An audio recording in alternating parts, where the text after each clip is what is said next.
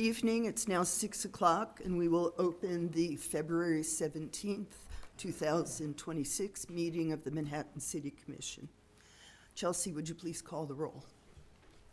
Mayor Adamchak, Here. Commissioner McCullough, Yes. Commissioner Fox, Here. Commissioner Morrison, Here. Commissioner Von Lintel. Here. Mayor, we have 5 commissioners present. The quorum of 3 is met. Thank you. Will you please rise and join me in saying the Pledge of Allegiance? I pledge allegiance to the flag of the United States of America and to the republic for which it stands, one nation, under God, indivisible, with liberty and justice for all. Thank you.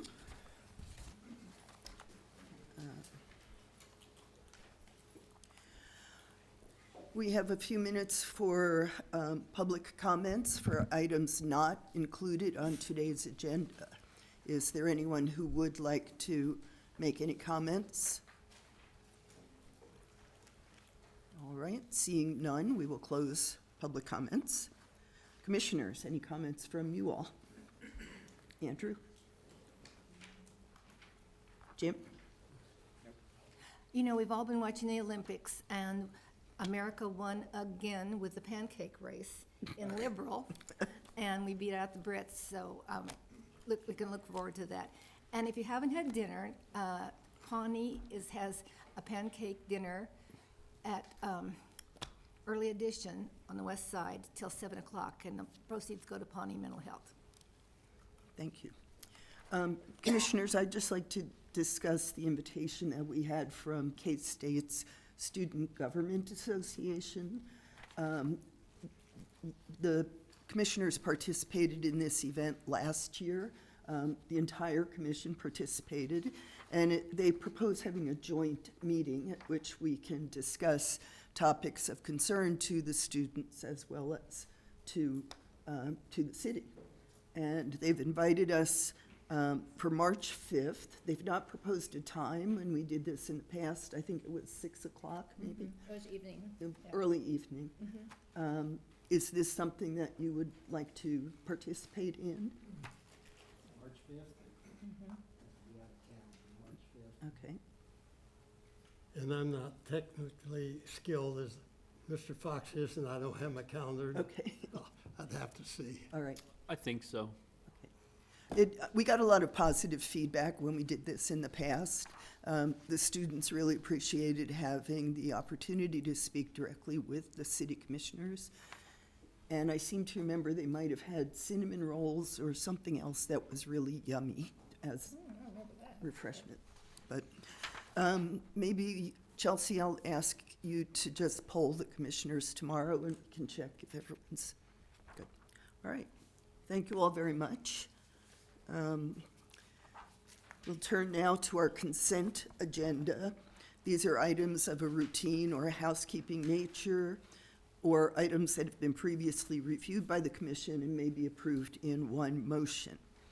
A commissioner may request that an item be removed from the for separate discussion and considered after we consider the consent agenda.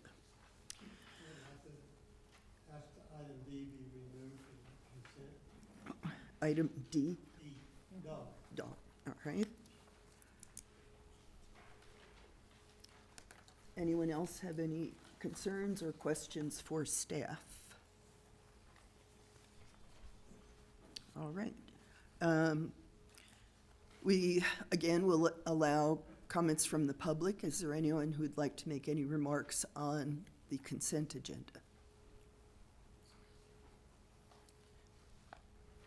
Seeing no one approaching, we will close the public comment period. And do we have a motion to approve? I move we approve the consent agenda with the exception of item D. Second? Thank you. Chelsea, would you call the roll, please? Commissioner McCullough, Yes. Commissioner Fox, Yes? Commissioner Morrison, Yes. Commissioner Von Lintel, Yes. Mayor Adamchak. Yes. Motion carries 5-0. Commissioner Morrison, would you like to discuss your concerns with item D, which pertains to rejecting a proposal from Icon Structures as a dedicated sign vendor services for Parks and Rec.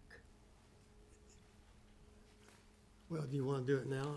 Yes. Okay. First of all, I didn't have what I thought was reasonable information to agree to it just automatically on the consent agenda. The information I had, apparently it was assessed to be deficient for what they wanted, and it was the only bid they got. And so I think rather than cavalierly saying, well, we didn't like it, was there some basis for it? And I don't know what the cost is. When they say go back and do it the way we've always done it, didn't tell me anything. Aaron, would you like to approach and offer some additional information? I had a question as well, actually.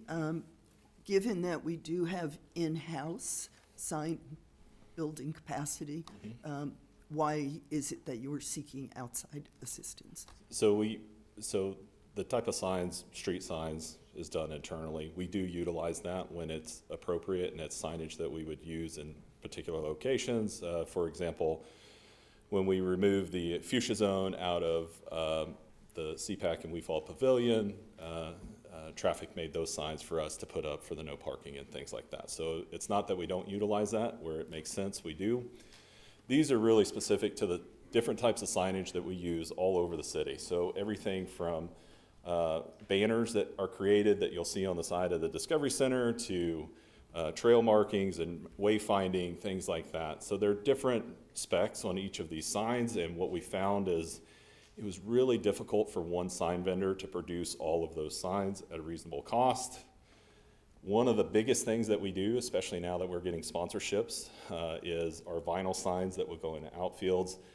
We typically approach these different vendors based on the signs that we're trying to make and the spec, and we'll go get 3 or more quotes and choose the cheapest vendor off of that on a per item basis, so as they come up. So anytime we're doing, say, outfield, ball field signage, we would approach the various vendors, get a quote, and go with the cheapest one. In reviewing that, based on past expenses, if we had gone this route, we would end up spending more money rather than less money. So the intent was ideally to create a single sign vendor that we would end up saving dollars by ordering through one group, but it turns out that's probably not going to happen because several of them specialize in different signs. So that's really the crux of why we're asking to reject them all. So was that a deficiency in describing what we wanted to get out of a vendor? No, it's really that each sign company has different specialties, and so different types of signs would cost them more. Some of them don't have the ability to do the installation, and in fact, that's what you saw in this one, is they actually tried to partner with Icon to do the installation on some of these, whereas some of the other companies that didn't necessarily submit will do the installation. That's included. So, Commissioner, is that sufficient information? All right. Thank you, Aaron. Do we have a motion to pursue item D, which is rejecting the proposal from Icon Structures for dedicated sign vendor services for the Parks and Recreation Department? So moved. Second? Chelsea, would you do the roll again, please? Commissioner Fox, Yes. Commissioner Morrison, Yes. Commissioner Von Lintel, Yes. Mayor Adamchak, Yes, Commissioner McCullough. Yes. Motion carries 5-0. thank you. We will now move on to the general agenda. Our first item is to consider ordinance number 7814, amending the Code of Ordinances and Charter Ordinance number 67, related to Riley County Police Department Animal Control Officers Enforcement Authority. I believe this is largely housekeeping to reflect the change with Riley County assuming, the RCPD assuming responsibility. That's correct, Mayor. Good evening, Katie Jackson, City Attorney. As the mayor said, this is wrapping up an effort that we've had been working with RCPD on in the last year. In the last year to 18 months, the city shifted from being the primary enforcer of animal control ordinances in the city and the RCPD providing supplemental services to the RCPD providing sole enforcement. This was a studied transition that allowed for improved efficiencies and cost effectiveness. Just as a clarification, since this is a new topic for this commission, the animal shelter services are not part of this. The RCPD does not have responsibility for the animal shelter. We have the Prairie Paws contract, which you heard about at a prior meeting, to handle the shelter services. The City Commission has taken several steps in the last year to make this transition. The commission adopted a resolution of support in May of last year. Summer and fall, each entity adopted a budget reflecting this transition, and in December, the commission passed a resolution to transfer remaining city equipment and vehicles to the PD. We're bringing this up tonight because, as the mayor said, this is the last kind of housekeeping for this transition, but it's also the first time this commission will have a charter ordinance before it. So our purpose tonight is to clean up some language from the Kansas Municipal Court Code that uses law enforcement officer in a different context than the RCPD. This change is really just to make it really clear that both sworn and non-sworn officers of the RCPD can enforce the ordinances. The two ordinances, the ordinary ordinance, as they call it, will amend your city code book. That's the code of ordinances found online. It takes a simple majority to pass, and it'll be effective upon publication. But as I noted, this includes a charter ordinance. The city had already chartered out of these statutes before to represent our municipal court practices. The update to that charter ordinance is this new charter ordinance number 67. It just changes the terminology. But as a note for this commission, it requires 4 votes to pass a charter ordinance.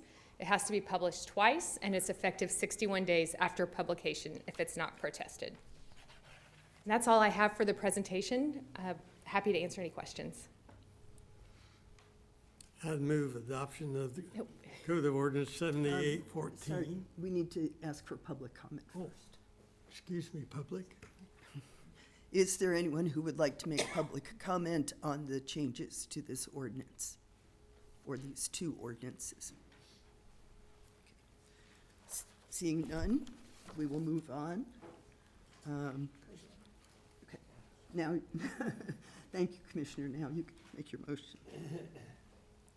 I will finish the sentence. I had moved that we adopt and approve ordinance 7814 with the changes required for the code, and also adopt the charter ordinance number 67 as to the legal adoption of those programs.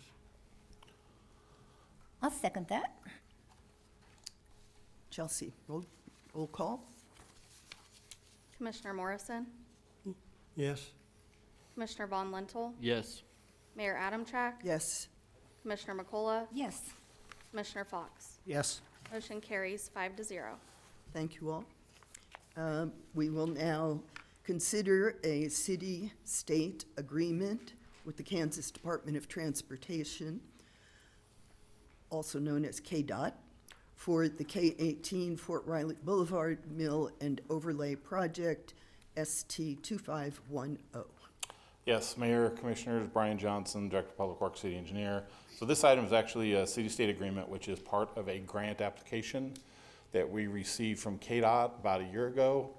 We received $500,000 to mill and overlay part of Fort Riley Boulevard at K-18. It's through the CCLIP, City Connecting Link Improvement Program, CCLIP program, which has been around since about the mid to late 80s. This is the third CCLIP project that we've got here in the last 4 or 5 years.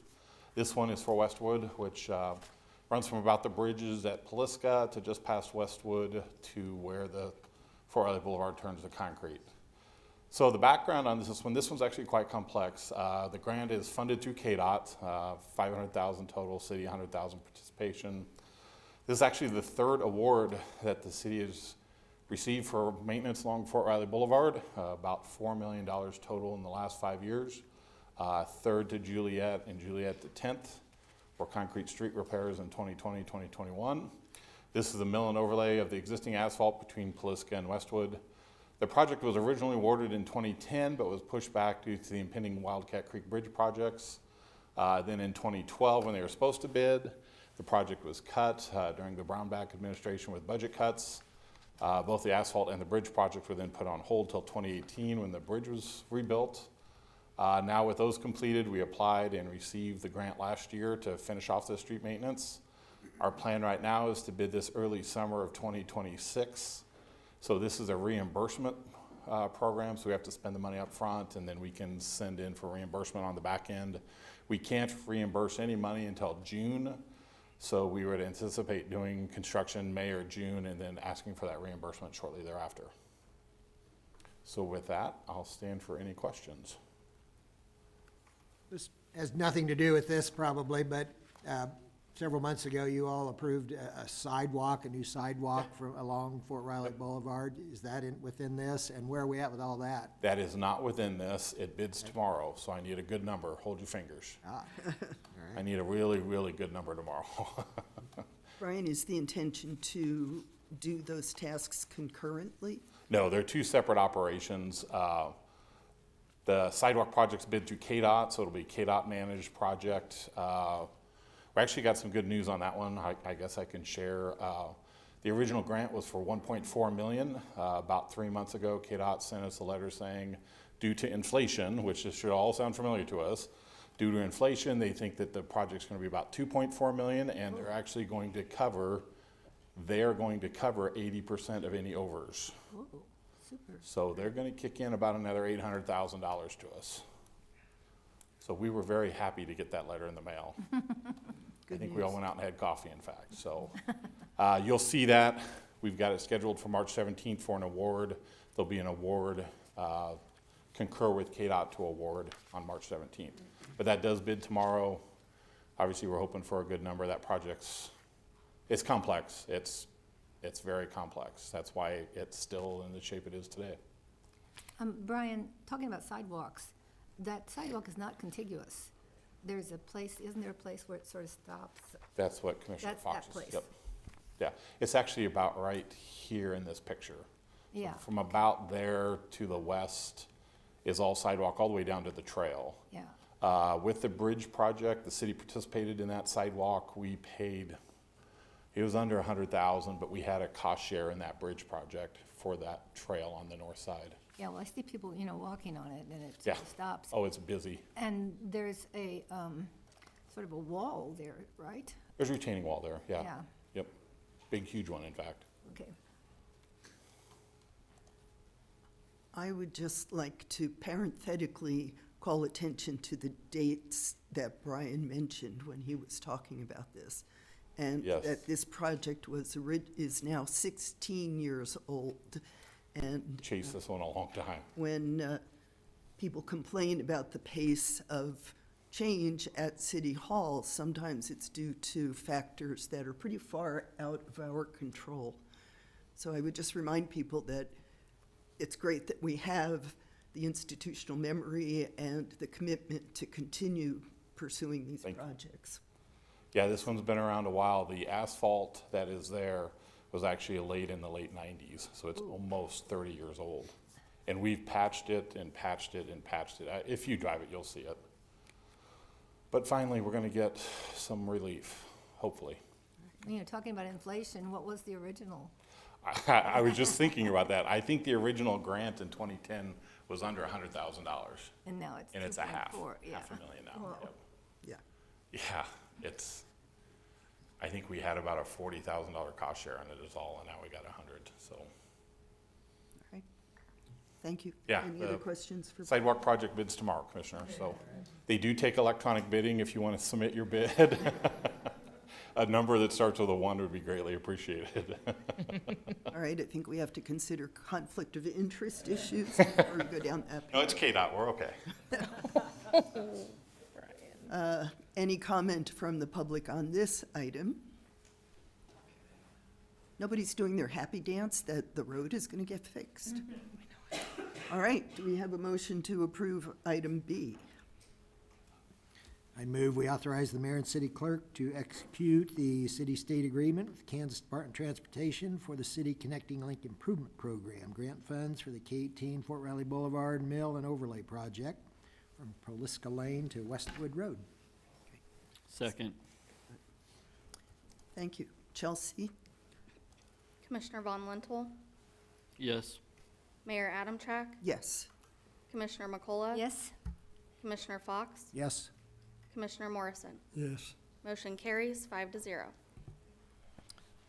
All right, moving right along, item C, consider amendment number 1 to the Construction Manager at Risk, CMAR agreement, amendment number 2 to the Agreement for Professional Services, and resolution number 021726B, authorizing financing for wastewater treatment plant biosolids upgrade and expansion project, SS 2207.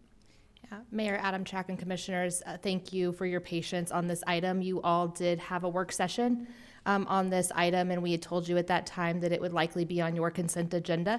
However, after following that meeting and before this agreement, the GMP has gone up about $300,000. And so I've asked our utility director, Randy DeWitt, and our engineers and CMAR to explain why that change has been made before you all take action. Thank you. Thank you, Danielle. Okay, well, good to be back in front of you. We are kind of at a major milestone for this project, so it's time to really move forward towards construction. So as you mentioned, there's three things associated with this action tonight. So we've got those three items you mentioned. With the GMP amendment, there's several other things that we're going to highlight that we talked about in detail before. But just as a reminder, this also sets our schedule.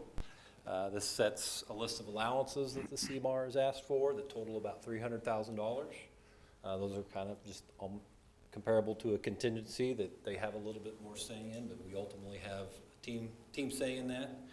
We're gonna set the assumptions and clarifications that the contracting or the team put together that was the basis for the GMP, and we're adding an exhibit for contingency usage guidelines to help us as we go through the process make determinations on what we can use the contingencies for, or when we'll use it, versus doing a change order or something like that. So that's not a typical part of a CMAR project, but that's something that we work with Crossland and Carollo to incorporate into this. So if we get approval here tonight, the next steps are Crossland is going to really start getting together and taking the next month to fast track getting subcontracts in place, starting to prepare for all the many submittals they'll have to put together, and have Carollo start reviewing, and the hope is we'll get through some of that stuff in March, and with any luck, we'll mobilize in April. So,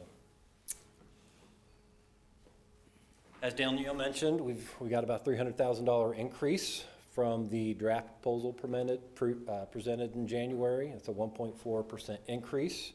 So we did want to provide a little bit of information in detail on what caused that increase.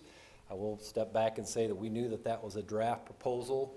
We wish it was a little more final at that time, but Joe Barnes is here. He talked a lot about the process that once we get all those bid packages for 24 bid packages and even more equipment packages, they go through a very detailed de-scoping process to check the bid forms, to check all the bids to make sure they were correct, that they met all the specifications. There were a couple items that they were still reviewing at that time, so we anticipated the cost might change a little bit. We were hoping it wouldn't change this much. But it did, and that's why we're here to kind of give you a little bit more information so that you can ask some questions. Now, I did want to go back and show this GMP progression chart that was put together and is shown last time, just kind of reiterating that we took a different path than what we thought we were going to from the 60% cost model. But in the end, even with these increases, we kind of hit that, we're within that target range, we're at the lower end of that target range that we thought we would be within when we were doing the 60% design cost model. So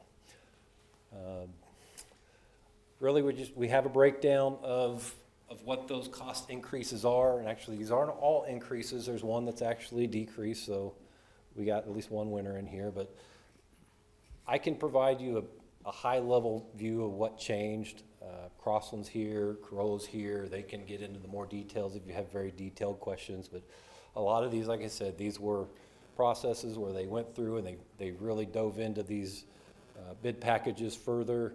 They saw some discrepancies that they wanted to review with these subcontractors, and ultimately they decided that maybe there was some bid errors, or they didn't fill the bid form out correctly, or maybe there was a misinterpretation of some specs. And most of these aren't that big, but the top one there is the primary one that caught our eye, which is $173,000 with our subcontractor, who is Ari Petrati, who is our SCADA integrator, instrumentation controls contractor. We work with them a lot, but really what boiled down to in this particular item, we had two pieces of equipment. One of the more primary pieces of equipment of the project, the thickening facility. And we were pitting two vendors against each other to get some economies for the project, two very similar but different pieces of equipment. And that vendor obviously had their specifications that they had to meet, and Petrati had to bid in order to make sure that equipment worked with our SCADA system, so thus the instrumentation and controls integration. So they had to bid each one of those differently. And when we came back and looked at those bids, the piece of equipment that was lower cost also had a lower cost for the SCADA work. And the equipment that was a higher cost that we didn't obviously select, it had a higher cost for SCADA integration. And so we thought that was odd, so we started looking at it in more detail. And in the end, they should have been bid exactly the same. And so we asked Petrati to go back and look at the specs, look at the bid documents, and they determined, yeah, for that piece of equipment, it should have been $173,000 more. So now we have apples and apples bids. Next step is we go back and look at the other contractor or the other subs that bid that particular bid package, and they had the same issue. So there was a general misunderstanding maybe of the specs.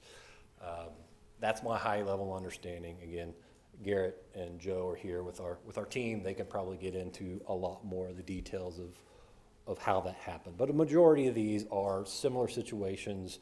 We do have one, this $20,000 was an increase for just an additional allowance for some uncertainties that they still have. Hopefully we won't use these, use that allowance. But the other large component of this is, of course, if you have a cost increase, we have these percentage-based fees. The contingency, the CMAR fee, those go up because the CMAR or the GMP went up, and some of the bond costs went up because they're obviously based on the cost of the project. So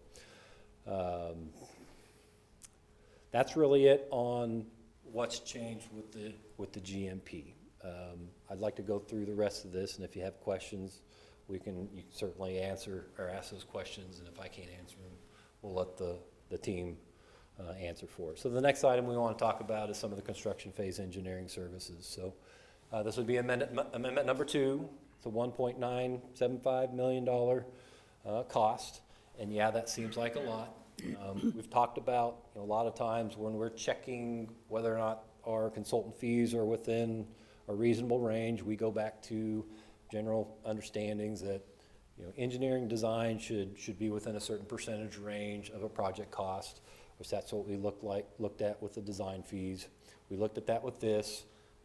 With construction phase services, that has a wide range of 2 to 13% if you look at some of the criteria set forth by the American Society of Civil Engineers. It really depends on the project size. Right now, this fee sits somewhere between 8 and 9% of the total project costs. So yeah, it's a lot, but also there's a lot that goes into that. And tried to provide as much information in here that kind of shows just the level of work that they're going to have to go in to help in making sure that this project is successful. We've got over 12,000 hours of labor that goes into a 24-month period of having full on-site inspection. There's reimbursable expenses, but I've listed here, and these might not be 100% accurate, but at least 10,000 hours for continuous on-site observation, over 2,000 hours to review the many material submittals, shop drawings, test results, etc. So there's a lot that goes into that. They're tasked with QA/QC and making sure that the project meets that 280-page plan set and over 2,000 pages of specs. So it's a lot of information to have to oversee. And bottom line is, that last bullet point here is, we have to have somebody to help us protect that investment. You know, we're putting a lot of money into that facility. We have 2 new buildings that we need to make sure are built correctly. I said, well over $7.5 million of equipment, underground piping.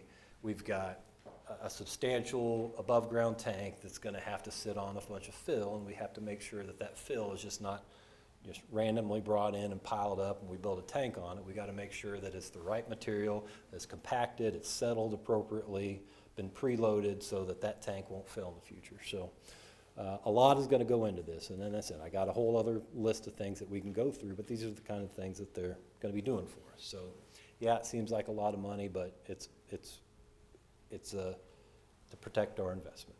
So the last item to talk about is the project authority and the financing. I was asked to give a little bit of a breakdown of what that entails. We got into it a little bit at the work session. We sat down with Rebecca in our finance department and really lined out the details of what goes into this. So obviously we start with our GMP. We know that that GMP includes a small contingency. I think we're like 2.6%, which is still a lot of money on a $22 million project. But within our financing, we also factor in our own contingency. Right now, it's sitting at 6%. A lot of times when we plan out these capital projects, we actually estimate about a 10% construction contingency. But because of the size of this project, and because we've already got a little bit of contingency baked into the GMP, we reduced that to 6%. It's kind of an arbitrary number, but that way we're covered in case we do have any project scope changes or the contingency's not efficient. You know, it's a rainy day fund. We hope and fully intend not to use it. But that way, if we do have to increase it, we don't have to come back for another project authority resolution in front of the governing body. Of course, that includes, the cost includes the pre-procurement of the biosolids dredge that we bought, all the pre-construction CMAR services, all engineering services, some miscellaneous fees like recording. So we ended up with a total project cost of about $28 million. So then we go into the cost to finance a project. So I've listed there some of the estimated temporary costs, temporary note costs, bonding costs. We really planned those out, assuming about a 4 to 5% interest rate. So there's a little bit of buffer in there. We hope that those come in quite a bit less. And then, as we talked about before, we got a total bonded cost of about $33 million, or just short of $34 million. Annual payment, if we do a 15-year bond, of $3.15 million. And of course, you know, the lower payment if we did a 20-year bond, but I think we all concurred that 15-year bond's the way to go. Was asked to remind the commission about these basic bullet points here, that obviously the payments for that are going to come from the wastewater fund. All revenues from the wastewater fund are generated through user fees and no sales tax, no property tax. And of course, our debt does not count against the city's overall debt. So very important things to note when those are important topics to the governing body. Same chart that we presented before. Except last time this was assuming a 20-year GO bond. I plugged in the information for a 15-year GO bond. Obviously the red is the recommended fund balance, the green is the projected. And last time we presented this, that the out years really are the only thing that changes. So, you know, that gap between the green and the red was a little bit smaller, but it's not a significant impact to do that 15-year versus the 20. So I want to backtrack a second because I forgot one thing about the construction phase engineering services. That is a not to exceed, so it could be less. It could be substantially less, but we plan for a 24-month construction period. It could be less if, you know, we have good weather. We got a phenomenal contractor and subcontractor on board. Not to put any pressure on you, but we could get done sooner. And you know, some CMAR projects have a reward in it for the contractor if they get done early. We don't have that here because this wasn't really a time crunch type project, but I just want to throw it out there that that's a not to exceed amount. Carollo has a history of not using everything in their construction phase engineering estimates. So With that, I'll stand for any questions. Hopefully I can answer them, but if not, again, I'll have my team members here. So hopefully that was enough information for you. Really wanted to, Yeah, I just wanted to comment that I really love, especially your last two slides. And I just think they help visualize what your budget looks like and how it's gonna, so I just really appreciate that. thank you. Well, last time I'm the one that gritched about the fees and the cost. And if we've done a good proprietary job in designing, I think the reserve fund is exceedingly large. $1 million, what could be so screwed up that they missed that we'd need to have $1 million at risk? As far as what we put into the financing contingency, or, You had up, one of the schedules, you had your reserve fund or, like, so this is just really standard practice. I would probably look to administration or even finance department, but like I mentioned, this is, generally, we would look at a 10% contingency. well, And it's really just to cover. I'd really argue about 10%. Oh, exactly, that's why we dialed it down, because it's such a large project. Really, this is something that is, we don't want to have to come back for a higher bond authority. If something comes up in the project that it does increase the cost, last thing we want to do is have to go back to bond council and say, we got to redo this bond resolution or the ordinance or whatever, the bond resolution. So I wouldn't really truly consider that a construction contingency that we think we're going to use. It's just standard practice for when you put together these bond packages. Well, then I think we ought to use one we would expect we might have to use because of some error of design, construction, or fact. I mean, I assume there's not much rock out there, so it wouldn't be a rock surprise. Oh, no. I think that contingency, you're talking about some of the contingencies in the allowance we've baked into the GMP. Those should more than cover everything. Trust me, I'm pretty confident of that. That's why they have a confidence level, why they reduced that contingency to 2.6%. But those allowances are $300,000. Again, we may not use those. And as a matter of fact, we're going to be proactive in trying not to use those. I would maybe look to administration. It's like more experience with projects of this size and why we do that. It's like I said, it's a common practice, and it's just, we've never done zero contingency in these financing that I'm aware of. Rena probably has more background and experience, and she can expand on that if she'd like. We typically size these things in a way to where we're not reapproaching bond council in the event something surfaces during a project that no one anticipated. You asked what could possibly happen for that 1.339 million to be leveraged. You will be the first to know. Yeah. Because if it happens, we're going to be in this room talking about it. If it exceeds 1.33 million, we got to go back to bond council, get more authority, issue more temp notes. So this gives us the cushion not to have to go through that process again. It costs money to go through that process, and it costs money to go out for temp notes. So we'd rather make sure we have enough when we go out, and we typically have money left over, and then we have flexibility to either pay down that debt with that money or use it, for project costs. I don't anticipate we'll use it. It's our standard practice. We don't like to do things twice and cost the taxpayers money again. So we build it in up front, and it's cushion we typically use to pay down that debt. Well, I'll be a lot more comfortable after about 3 of these when I'm not Yes, a sir. newbie and they come back and they haven't used any of it. Then we'll have a good argument to take it out. And CMAR projects, design, bid, build, we all have experiences in all three. I would say under CMAR, and I think that's why Rena agreed to go to a smaller percentage. Design, bid, build, we typically 10%, I think Rena's got experience where that 10% actually came into play. With the amount of effort and energy going in on the front end of this versus dealing with change orders on the back end of a project, like you typically see in a design, bid, build, there is a higher confidence level that GMP will be realized and not exceeded.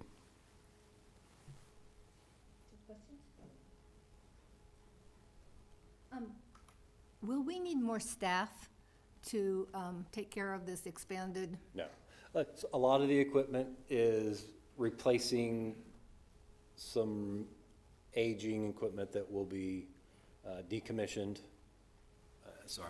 But there is some expansion going on. Yeah, there is some expansion, and really, we hadn't really looked into that, because there's really no reason that it would result in us having more labor costs. Of course, with anything, in 10 years, 15 years, we'll have to start planning for more capital improvement or capital maintenance projects to take care of this new equipment. But you gotta understand, a lot of this is about building in some redundancies, so we extend the life of some of our equipment when it's redundant, we can rotate between the two things. This isn't really anything that's gonna cause a need for more staffing. And liability, if we have some kind of accident or something on that, reverts to the person we've contracted with? Generally, yeah, they're gonna have, it depends on what you're talking about, what could happen, but it depends on who might be at fault for that. But there's obviously significant amount of bonds and insurance that come along with a project like that, so. I personally don't have any experience with ever having to use something like that, but these guys have been in this business for a long time. Yeah. They might, but generally hope it doesn't happen. Is some of the cost due to the fact that there aren't many people in this business, or are there, no? Okay, Yeah, I think we have a good wide array of local contractors and subcontractors. I would say that in general, it's the smaller waterline type projects that we have fewer contractors around that can do that kind of work. This big high-level heavy construction stuff, there's ample outside contractors outside this region, or within the region, but outside Manhattan that do this. thank you. No problems there.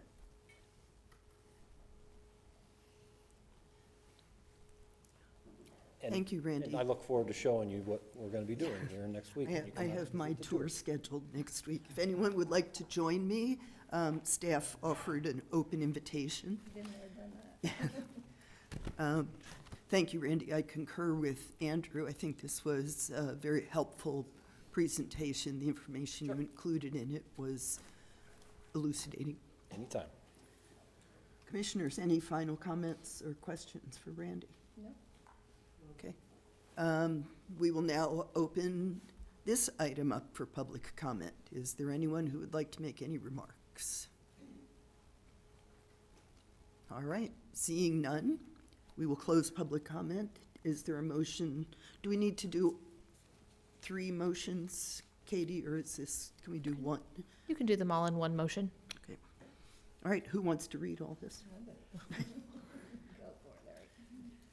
You really could want me even to- just move to approve item C3A through C. So I move to approve items C, 3, A, B, and C. Second. Chelsea? Mayor Adamchak, Yes. Commissioner McCullough, Yes, Commissioner Fox, Yes? Commissioner Morrison, Yes. Commissioner Von Lintel, Yes. motion carries 5-0. Thank you all. And given the quietude of the public up until now, I suspect many of you are here for this item of the agenda. We will now consider resolution number 021726C for the Edge District. This is a non-binding resolution. I just want to reinforce that we are not committing any city resources at this time, other than staff time that is required to continue engaging with the KSU Foundation if this project does move forward. So, can we have the presentation, please? Yes, thank you, Mayor, Commissioners. Jason Hilgers, Deputy City Manager, wanted to just really introduce the foundation. And as you stated, Mayor, the resolution of support is that to continue to work on this project. They do mention 4 tools within the resolution: tax increment finance, star bonds, industrial revenue bonds, and a community improvement district, CID. Those tools, be happy to answer questions after the presentation if you'd like to get into any specifics. We have experience with all of these tools in Manhattan over the last 30, 40 years in our community. Happy to draw on any of those examples if you'd like us to. But at this point in time, I would introduce President and CEO of the foundation, Greg Willems, and he'll walk through this presentation.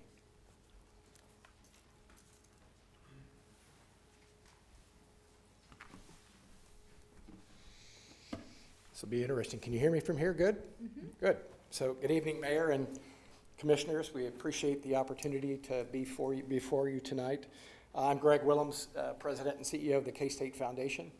I'm here on behalf of the One K-State family representing the EDGE 3.0, a visionary project that we hope that you'll find is aspirational and impactful as we do. So in what I do in generating philanthropy for K-State in my career, I think it's always important to start with gratitude. And so I think there's a number of people that we've got to thank to get to this point tonight. So this process for where we're at and what we're talking about in EDGE 3.0 began in April of last year. And it began with engaging our state partners. And so I want to give a shout out and a special thank you to the Lieutenant Governor and Bob North and their staff for working with us to get to this point and explore some of these opportunities. I also want to thank our city manager, Danielle Doolin, and Deputy City Manager Jason Hilgers and their staff. They've been incredibly helpful to this point to explore this process and what would be involved in this. And so without their assistance, we wouldn't be here tonight to inform you on this project. The One K-State partners, as I'd mentioned, President Linton is sorry he can't be here tonight. We also have Marshall Stewart, our Executive VP, Provost Jesse Perez Mendez has been part of this process, Adam Walker, the Alumni Association CEO, and then Gene Taylor, our athletics director, are all integral partners in this and arriving at what we're going to present. And then finally, I want to thank each of you. So Mayor and Commissioners, each of you have chosen to serve. That's an important service in our community, and I'm grateful for it. So thank you for the opportunity to be here. I'll also mention, if there's questions in the end, I'm joined by two of my colleagues, Greg Lorenz, who's our CFO and Chief Operating Officer and leads much of our real estate empire, and then Trent Armbrust, who's a consulting partner that's been helping us with this process to date. So Trent is here with us as well. Jason, do I click this to go forward? No? There we go, magic. So I think it's important that I reiterate that this is not the beginning of construction or beginning of the EDGE. This is a continuation of an evolution of infrastructure development that has been going on for over a decade in Manhattan, Kansas. So this slide really intends to iterate and highlight for the citizens and for you, the commission, what has been the progress to date. It's kind of broken down in increments of 5 years, but gives you a sense of this journey that we've been on for the past decade and kind of where we're at with EDGE 3.0. As you can see, EDGE 1.0 and 2.0 were kind of micro steps. EDGE 3.0 is a quantum leap in our mind of multiple elements at one time that would really allow us to accelerate, get a quantum leap in what the impact can be from the EDGE and what this community can yield from this evolution. And so, again, this slide represents a number of different elements that we're going to go through in the presentation, and I just wanted you to have this context that this is a continuation, not a beginning. So this next slide is a slide that we've used quite often, and it really gives a representation of the multifaceted zones that exist in the EDGE Innovation District.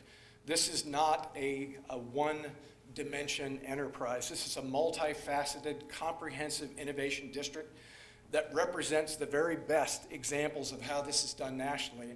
So the color-coded zones really highlight the different kinds of activities and focus vectors that exist in this district.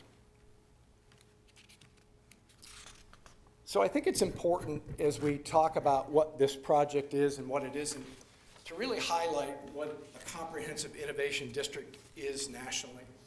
There are many just research zones affiliated with universities, and this is much more. This is a comprehensive economic development district that has work, live, play, multiple other elements that blends together and provides a lot of synergy value and a lot more magnetism and attraction than just being a singularly focused research and innovation district. So what we've found nationally and what I'll share with you is other details and facts that highlight that this comprehensive district that has work, live, play elements and other elements is much more vibrant. It operates 24/7, 365 days a year of attracting people to be engaged in this in multiple dimensions in multiple ways. Examples of this nationally that are other similar examples at NC State. The Centennial Campus District has taken on this model. Purdue University's Discovery Park, Wichita State's NIAR campus, Iowa State's Research Park are just other very similar examples of a very comprehensive district. And that's what we're trying to highlight here today. So I think it's important also to understand what are the DNA elements or attributes that exist in these districts. Not singular dimensions, but there are kind of 9 basic DNA elements that exist in a very comprehensive, vibrant district. Today, when you look at what we've built in the Edge, we have about 2 of these checked off, and maybe some parts of number 4 beginning. What Edge 3.0 allows us to achieve is points 2 through 6, so we get most of the other elements on the ground and working for us once we get through this next evolution. Items 8 and 9, which is a culture of collaboration and more global connectivity, those are going to happen when you have mature assets and time for these things to work together. So I just wanted to highlight that of the many dimensions that we need, Edge 3.0 helps us achieve many of these with this next iteration. I think it's also important to highlight that this is more than just an asset for Kansas State University. This is benefiting the entirety of the state of Kansas, Manhattan, and the local region, and multiple other partners beyond the K-State family, MATC, local not-for-profits, the city, Riley County, USD 383 are all going to benefit and have a role to play and benefit from this district. The people, beyond the students and the faculty and staff of K-State and the employees, the citizens of this community, and as you go broader with the assets that are going to attract visitation here, they're going to benefit from what we build in Edge 3.0. And then you get to the physical assets, which are the easy, the iconic, physical, tangible things to understand. R&D facilities, office, entertainment, hotels, restaurants, residential. That also feeds over into the soft assets, all the synergy value that's created with the collision value that's created, the clusters of accelerators, incubators, startup space, all the synergy value connections that come from a vibrant district like this. So I just wanted to highlight, this is not just benefiting K-State. Many citizens, many sectors of the community and region are going to benefit from this district. You know, as we've gone through and engaged the community more broadly, Trent, Greg, myself, and others have met with, done over 50+ individual meetings or group meetings to highlight and share the details of this. It's been very, very important for us to share facts, to be transparent about this, and then dispel the myths and kind of urban legend that exists with these. So we crafted this slide to kind of highlight what the Edge 3.0 is and then what it is not. And so I think it does capture the essence of something I've stated previously. This is building on a decade's worth of proven work to this point. Our office park and other iterations have been those proven steps that prove that we can perform. This is going to be adding new tax revenue for Manhattan on day 1 of project completion. And I want to stop right there and remind everybody, day 1, the city is net positive in this project. Property tax, sales tax, benefit to the citizens of this community, fueling the budget needs of this community. Leveraging significant private and state investment, over $294 million in total build in this infrastructure, a tremendous amount of private money, federal money, other university investment that is being leveraged by the city. And this is about the community and the many partners that can benefit from this. As I said, this is not just about K-State and the foundation. This is about what we can do for this Manhattan community. And I want to be clear about these last 3. I've had to dispel this myth, rumor, multiple times. This is not about enriching the foundation. We are not going to own these hotels, this restaurant, the restaurants, and we're going to benefit from this district, but we are not going to own these assets. They're going to be operated, a lot of them, by other local operators and other private business owners. We are not requiring debt from the city to do this. We are not putting the city at risk for any of these bonds or debt. The city would have no risk in this. And we're not requiring investment directly from the city's budget or from their economic development funds. We're not asking the city to take a dollar out of its pocket to make these work. So why is this a KSU priority? One of the things I've been asked by one of the commissioners and others is, why are we doing this? This isn't our role. Well, this is a K-State priority. This goes back to previous administrations asking for us, the foundation, to partner with the university and build out a comprehensive innovation district that could be a force multiplier for this university and this community. So when we think about former President Kirk Schultz, former President Myers, and now President Linton, this is a continuation of our partnership and work with them to build out a vision and a dream that we believe would benefit this community. More to this point, it provides, through these public financing tools, $17.5 million direct investment in assets that they're going to own. And I'll walk through that in just a minute. The EDGE District 3.0 also directly addresses 9 of the imperatives of the Next Gen K-State Strategic Plan. So the strategic plan that's guiding this university to be a Next Gen strategic university are going to be fueled by this activity out of the EDGE. And then this is a quantum leap in the EDGE. One of the things that we realize and lament as a university community, and I think more broadly, is that we are behind. Those other innovation districts I mentioned in those other states and other communities, they are a decade or more ahead of us, and we have got to get a quantum leap and catch up.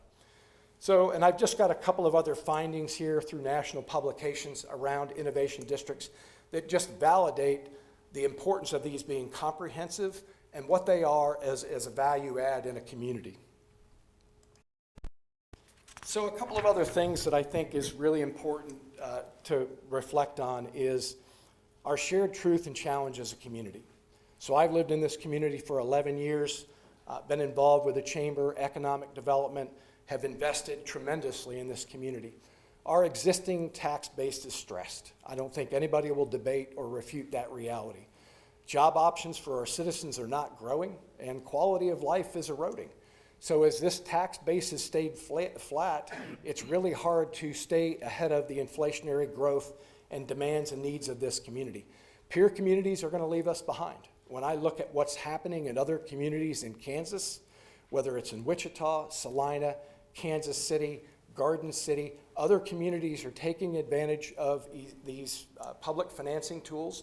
They're being aggressive about smart growth, trying to add value that adds property tax, sales tax, and helps their citizens and their city address the needs of their communities. To change, I believe we absolutely have to have conditions that energize people and attract investment. The EDGE 3.0 is part of that solution. The critical mass of that will re-energize this community, and outside investing partners will see promise. They'll see a community betting on itself and want to be involved. We think all of us have to participate. So when people ask why the foundation is doing this, we're in a position to leverage our expertise and our resources to do something special for the city. And as a citizen here in this community, we think it's important to do that. And then we need leadership and execution. You're providing leadership. We're trying to do that as well. And all we're doing is presenting an opportunity that we absolutely believe is good for everybody involved. And I want to reiterate one last point. I want to remind the commissioners there is a significant cost of doing nothing. I want to remind everyone that we bought this land and are trying to do something bold and audacious that will absolutely support our city's tax base and provide revenue. But if we don't have support, we're not going to be able to move forward. The land that we've bought, what we're developing there, never was paying property tax, never providing sales tax to this community, and we're trying to create value for the community this way. So I just think it's important if we do nothing, there is nothing for this community and for the city. I want to talk a little bit about our foundation service to Manhattan. So we've been trying to act and lead with great humility. We do have a core mission that is something we do focus on heavily. Our traditional mission of fundraising and endowment management is for the university is something we take very seriously. This additional mission function in real estate development is not new to foundations like ours. This is done quite widely nationally. We've developed the expertise and the capability to do this to the benefit of our university and to our community, and that's what we're trying to do here. So embracing our opportunity to act and operate as a developer to simultaneously serve our core mission for the university and our city is something that we believe as a citizen we should be doing for Manhattan. We've also been listening very thoughtfully. As I mentioned, 50-plus meetings with individuals, community groups, Rotary groups, the Aggieville business community, and many others to listen and understand their concerns and thoughts and dispel myths and rumors and address their questions. But what we've heard time and again is this last quote. There is a desire for people to see this community grow through smart, strategic investment, and that's precisely what we believe this is. So, in our service to Manhattan and beyond our core mission, we are leveraging our assets and taking risk. And I want to reiterate that last statement. We are taking risk to do this for the community. We're in a position to leverage our expertise and assets, but I'll just remind on these last handful of bullet points, the foundation bought the Edge site from the university at market rate, over $8 million to buy that land and begin this process for our community. The 1880 and 1960 projects that we've completed, we used commercial loan debt to do that. We used that debt to collateralize those assets to create them, to borrow and to build, and those assets are paying property tax to this community today. Champions Gate is going to require us to borrow a little bit more money, which we've done in some respects, and partner with other developers. And then we are using, there's no philanthropy funds used in this at this point, and nor can there be philanthropy funds used in Champions Gate. So we are fully committed for our endowment and our philanthropy funds fueling the mission of Kansas State University. So there are no extra dollars in our foundation to fuel this project and this activity. So I just make this last statement. Without these financing tools, there's no project because I have no other resources to use to fill the gap that exists in this capital stack. So I want to walk through, and we think these visuals, and many of you have attested to this, have been very helpful in the community understanding how these work. So this first one is the Star Bond increment financing tool. These are publicly available tools, widely used. We've used this twice in our community for the Discovery Center and for the Museum of Art and Light, very successfully. So working with Lieutenant Governor Toland and their staff, this has been made available in the Edge District. So what this shows you is what I said before. Immediately, the city and the county operations are benefiting from new sales tax revenue on day one. Once these assets are in place, you're going to get the base plus an increment that's not subject to capture, and there's an increment on top of that that is the public financing tool that will help with the capital stack of this project. We're also, as Jason mentioned, we're asking for a TIF. So this property tax revenue, as I said, day one, the base and the increments not subject to capture is going to be coming to the city, to the county, and the school district, fueling their operations on day one. There's an increment that will be part of the financing tool that does this, but the city is net positive from the beginning in this. And then the CID, the Community Improvement District, this is a sales tax revenue tool. Again, we're not touching the base. All of that base is immediately available to the city and fueling the city's budget, and there's an increment on top of that that would go to help with the financing of the district. So this slide really highlights for you the different elements that benefit from these public financing tools. And so I mentioned the comprehensive nature of this. The Edge is the attraction, and that's what the state partners have reminded us of, is it's not just one attraction venue, it's multiple. So the indoor track facility, the Champions Gate development at the corner of College and Kimball. The Edge Tech facility and then the Bilbrey Family Events Center are the elements that are getting direct benefit. And I'd also remind you that there is money coming to the city, either for dealing with street debt or what other improvements that they'd like to do with those resources. So I just remind you, there's immediate benefits to the Manhattan business community and to the region. You know, we've had to do a number of studies that will be part of this process if you vote to approve and continue on with us. There is a couple of studies. There's a feasibility study and an economic impact study that have been part of this. And their estimates out of this is, out of the attraction and the patronage that's going to come to these venues, there's not going to be enough rooms or places to eat in Champions Gate to support all that patronage and all that attraction that's coming here.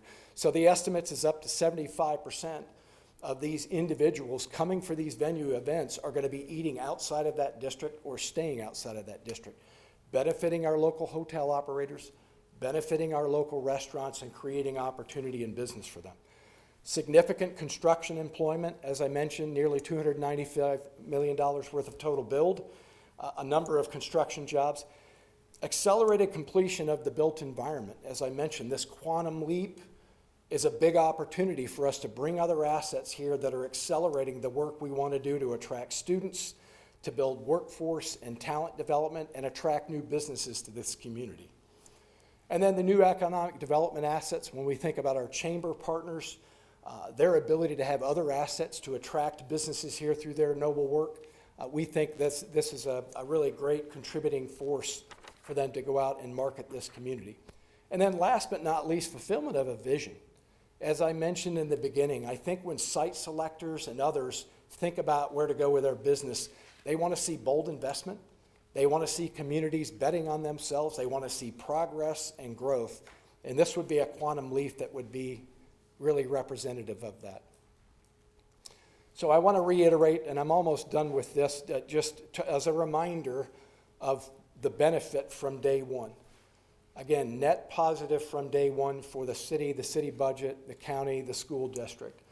The base sales tax collections in the district are fully funded to the community.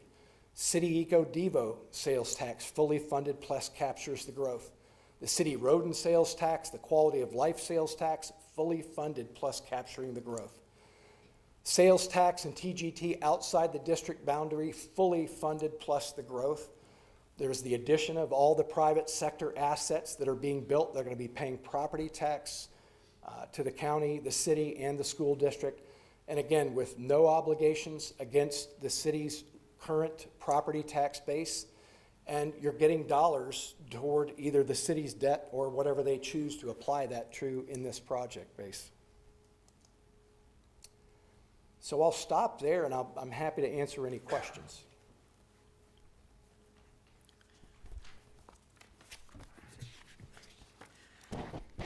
Greg, I'll start. In the presentation and some of the conversations we've had, we've focused quite a bit on some of the commercial investment, the K-State track, and the Bilbrey Event Center. What's the status of the Agronomy Research and Innovation Center and other research facilities that are considered part of this EDGE 3.0? Sure. I think of those research and innovation facilities. The Agronomy Research and Innovation Center is under construction and should be complete within the next 6 months. Yeah, within the next 6 months. So that's coming out of the ground and will be ready to go to work. The Edge Tech facility that we refer to is going to require a combination of federal, state, and institution investment. Marshall Stewart and his team have been working on that at the federal and the state level to secure some of those assets. But the financing tools and this investment that would accelerate some of the site work contributes to that and accelerates the opportunity for those other extra dollars to go to work. Then there's a high bay facility that they're working on that largely would be supported out of the university directly, perhaps with a little bit of philanthropy involved. That's in the neighborhood of a $10 million facility as envisioned right now. That would accelerate pretty quickly.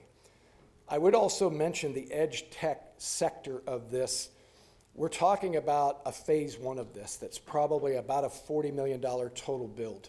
There's a vision for that to be as much as $120 million over years, but the first phase would be about a $40 million build of edge tech. Oh, so looking at the map, I didn't see the fire station and I didn't see the housing, at the corner. So like what's maybe the time frame? What are your thoughts on those? Well, rest assured they still exist and there's no intentions around those. So as I opened in my comments, this was a long-range vision document of what this might look like in 2035 and beyond. And so what I'm aware of is over time, the city and the university has communicated and engaged about that fire station. We have no designs on that, about where it's going to go, what elements exist or not. And certainly with the public housing district along Manhattan and Kimball Avenue, again, the director, Aaron Estabrook, has interacted with our CFO in the past and talked about a future state, perhaps another site for other development of that long range, but that is very long range out. So what we were trying to do is project a vision of what this might look like 15, 20 years down the road, but no specific design on that. So it's a guesstimation at best, but it does give you a flavor of the districts and how they flow. It just gives a lot of us heartburn though to see it on the map like that. Well, and my apologies for that. That's not the intent. Certainly those are other decisions and conversations that deserve more engagement. We're just trying to show the totality of the district there. Greg, I would just echo Andrew's point in that it's kind of a red flag, particularly when this commission or the prior commission has had a very strong focus on workforce housing, low-income housing. So for your future presentations, I'd probably make it a little bit more clear that this is a long-range vision and what things might look like. Agreed.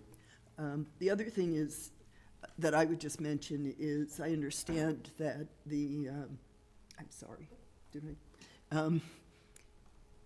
that the Manhattan Housing Authority has land use rights till about 2038.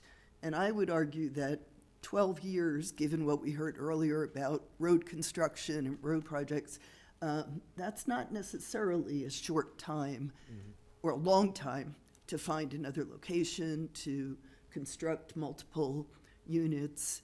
I think the community needs some assurances that this consideration of what might happen with that housing is part of your thought process.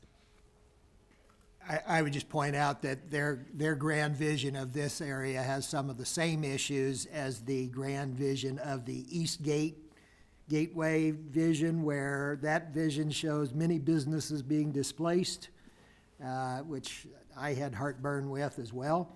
So that's just one of the hazards of doing a grand vision of an area. So, Could I just add that there is HUD housing there, but there's also the Manhattan Area Housing Partnership has quite a number of units there, which can only be gotten to through the HUD housing. Sure. And it's a CHUDO, so that should also be, considered. Yeah. Well, let me just reiterate and be clear again. Edge 3.0 or Edge 4.0 has no design on that property. I think we were trying to show a bold vision and probably overstepped a bit in that. So I want the citizens, the community to rest assured there's no scheme or strategy to try to move that in a different direction. Oh, you're not through. You said you're about through with the response. You're not.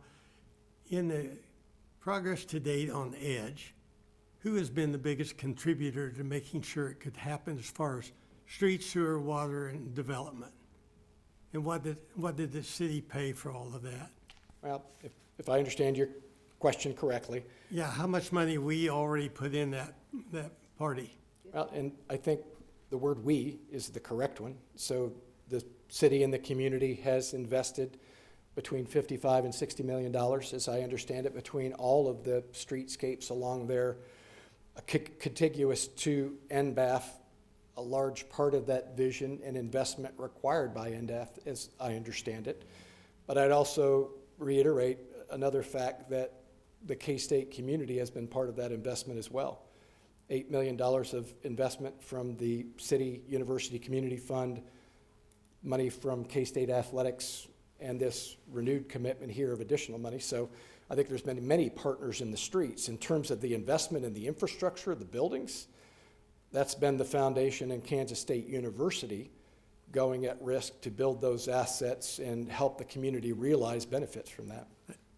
But that was an economic decision by the foundation and/or the university to build all of those things.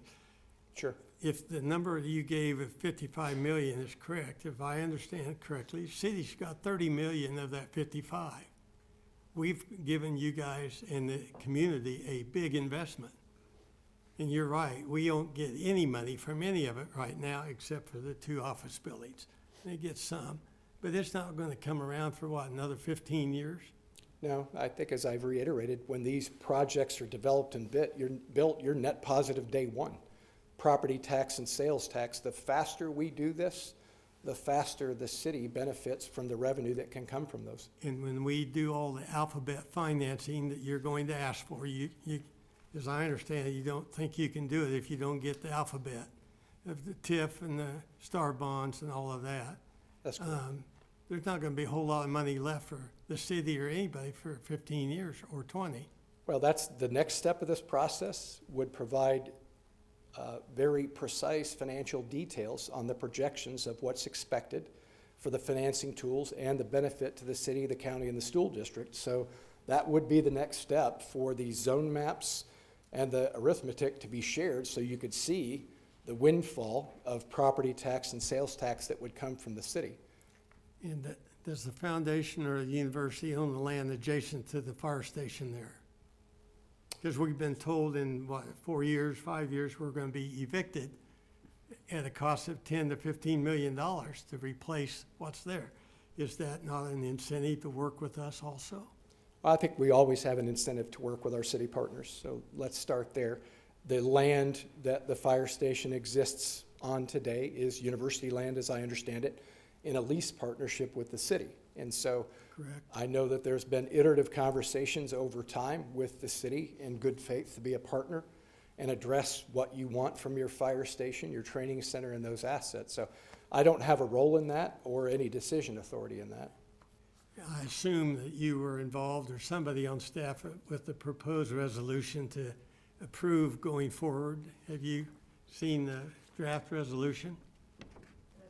Yes.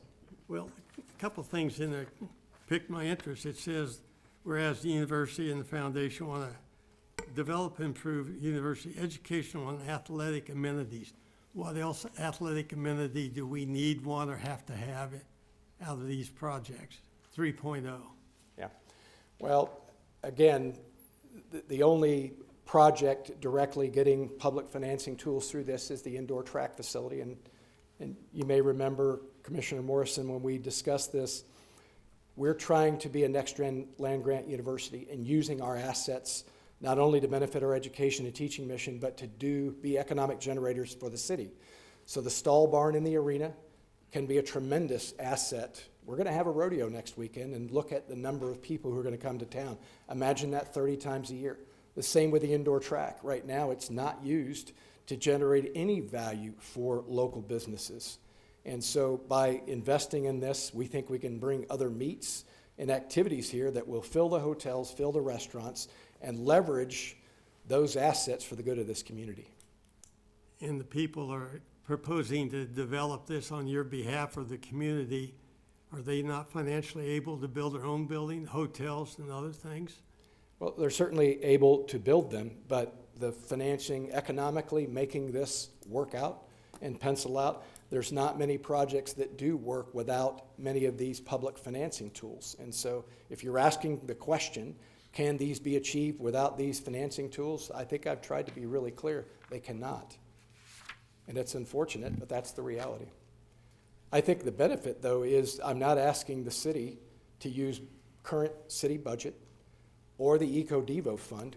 What we're doing is partnering together to start from zero for both of us and bring a tremendous windfall of property tax and sales tax revenue to the city budget without taking a dollar out of their pocket to do it. So this is a partnership that everybody benefits from. So of that $40 million that we think may be invested in that corner, how much of that's actually going to draw property tax value to the city for the first 15, 20 years? Well, if we talk about the corner of College and Kimball, Right. where the Champions Gate area is, the condos, I have to do an estimate on the value of that in property taxes and what it's going to yield. The different restaurant pads and then the hotel, all of that is going to be paying property tax and sales tax immediately to the city. So, How much of that has to be used to pay for the alphabet? well, that's what these financial, all the financial work that we're doing with our outside legal partner and would intend to do with our city staff will develop all of those financial realities and lay that out for you. So I don't have an estimate for you today, but that will be clear and realized as what is the public financing estimate, and then what is the benefit to the city through sales tax and property tax. And that's a part of the Star Bond financing for valuations and asset and values? Yes. And how long is that going to be before we know here any idea of what that is developing?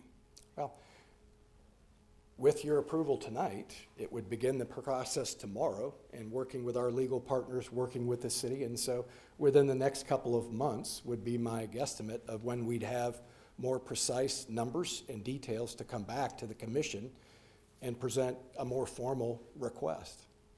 And as it says, this is no commitment, it's just kind of a promise we'll be open-minded till we know something critical, is that correct? That's precisely what it is. Well, Advise staff to continue to work with us, believe and have confidence that this is a promising opportunity for the city and for this community, and work with us to prove that. We're trying to earn your vote and confidence in this.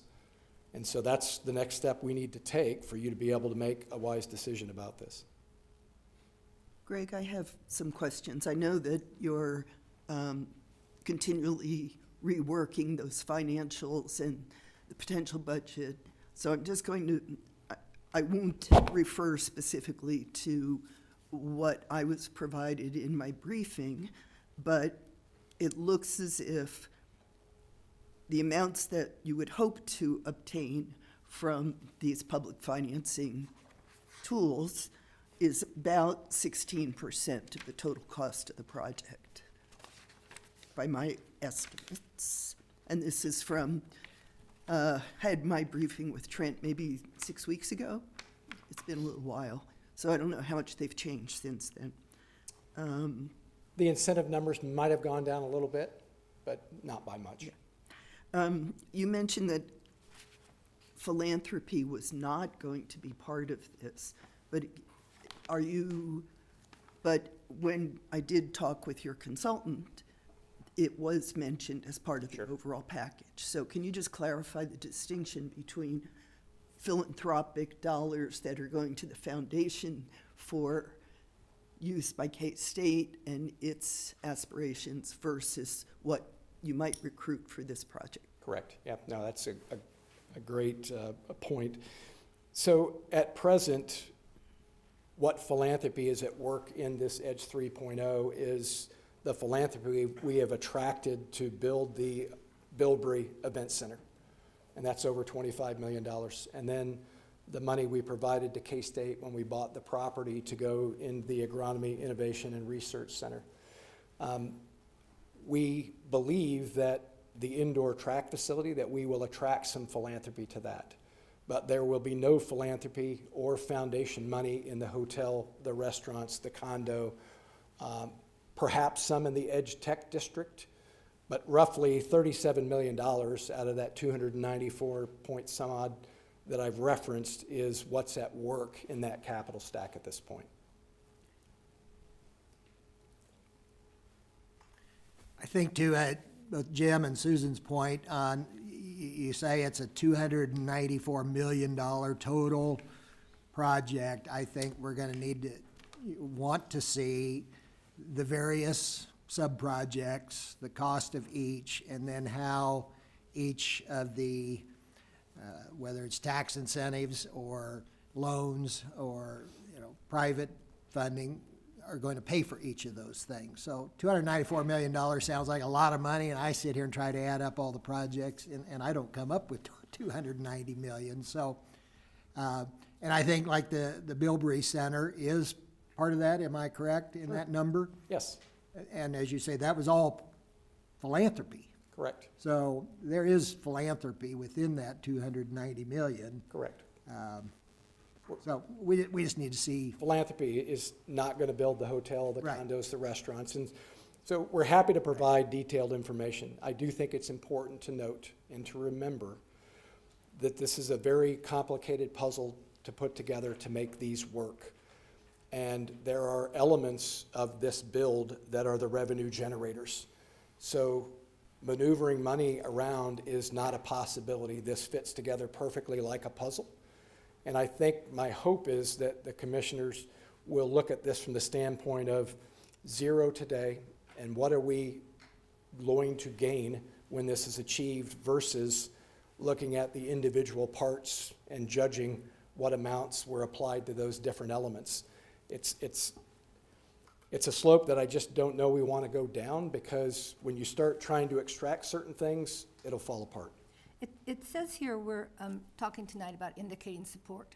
And I think, of course, we will indicate support, but we really need some hard numbers. And we need to Absolutely. also look at the fact that when the foundation buildings went out there, you pay no property tax. And we put in $50 million of streets and concrete and that kind of thing, using the city university fund, which I did not agree with. But it seems to me, you've got certain things out there which are paying property taxes, but there's a new business going in the 1st of March, this psychiatric assistance thing, and they're not going to pay property taxes. So I think we're missing talking a little bit about how this can really help. TIF, the increment goes to helping that area. It does not go to somebody that lives by City Park to help them pave their road. And the base there is very low because there's nothing there. So the increment is obviously going to be quite significant. I think the idea of enhancing equestrian activities is brilliant, but you need those pony barns before you can really attract, I think that's kind of a number one thing you should be doing. And I think also track and field should get more attention than they do every 4 years when the Olympics comes around, because we really have a superb track team. We have world-class people there, and we don't really support it the way, football gets all the dollars. That's why I'm I here. do think, though, if you're going to have a science, an ag science, and all that kind of thing, the foundation should also look at how they're going to support the scientists. When we see K-State going to the legislature and asking for dollars for football instead of dollars for biology or botany or physics, that just really, the people I know on campus that are in faculty are quite disheartened by that. And so I would just say the idea of new tax revenue, if it's going to everyone, that's great. But I think we also have to think about the hotels and businesses that we already have in Manhattan. The hotel occupancy is only almost 60%, and that's not great for the hotels. They're busy on certain weekends, they're crazy busy on other weekends, and then they're sitting empty, or partially empty. So, how can we have more scientists that bring other scientists to campus to work on science or something like that? That's all I think. Don't tell the public that this isn't good. There's going to be this increase in taxes and increase in property taxes and sales tax, unless it's really going to the general public and not just for a specified area like TIFs do. Okay. Commissioner McCullough, I think you make my point well. We're bringing the additional visitation with this. EDGE 3.0 has attractions and amenities are bringing additional visitors for those businesses to thrive. and to be successful, more than we can handle in that district. And that's what we think was the smart investment part of this, is how is it not just good for the district, but good for the other businesses that need that help? And then when you talk about the faculty bringing other faculty, the Research and Innovation District of EDGE 3.0, all the new infrastructure, technology tools, innovation centers, the work that they can do there is only going to create more magnetism to bring more faculty and do their work. So we believe have this to- comprehensively provides all the solutions you're looking for. Larry, did you have? I do. You say you paid $8 million to the university for the land. How much land did you buy for $8 million? More than the 17 acres. No? You paid $8 million for 17 and a half acres? 17.62 acres? Whatever. Roughly, yes, that's correct. We did. And under some of the financing alphabet, the city has to own the land, be able to do some of the financing. Now, I don't know if those are in yours, but if, for example, if there is industrial revenue bond to be used, we have to own the land, as I understand No, it, it's during the term. It's the TIF. Pardon? I'm gonna It's the TIF. I'm gonna let our deputy, Yeah, it would be the TIF tool that would allow for land purchases to be reimbursed with TIF proceeds. There are a lot of conversations to be had about whether or not TIF is going to be involved and how it would be involved, but land acquisition is a TIF eligible expense. Well, that's why, the $8 million, I mean, they've owned it for a while, but I don't know fair market value. I didn't know. So it is the 17 acres, give or take, whatever it is. If the city has to have it, then I think we are required to have to buy it to be able to get it. And so is our price, in your opinion, $8 million for the buying the land? I'm not gonna ask the city to buy land. If they do, Jason, do you wanna correct me on that? Well, it kind of depends on what you want to, how you want to approach part of your financing. Just as an example, on the north end in the redevelopment, Steel and Pipe owned land that they ended up selling to our developer. The developer ended up assembling all the property. They end up doing a transaction with the city to make it a TIF eligible expense, i.e. they sell it to the city then sells it right back.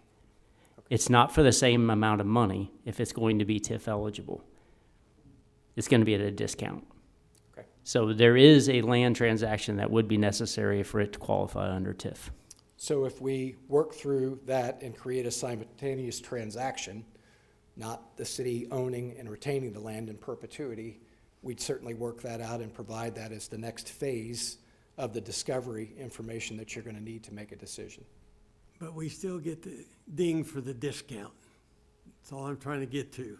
If that particular tool is used. And I think one key piece of that TIF is really getting back into the cost and the benefits. The tool itself, we've debated with the foundation. We do think we should explore the IRB tax abatement route.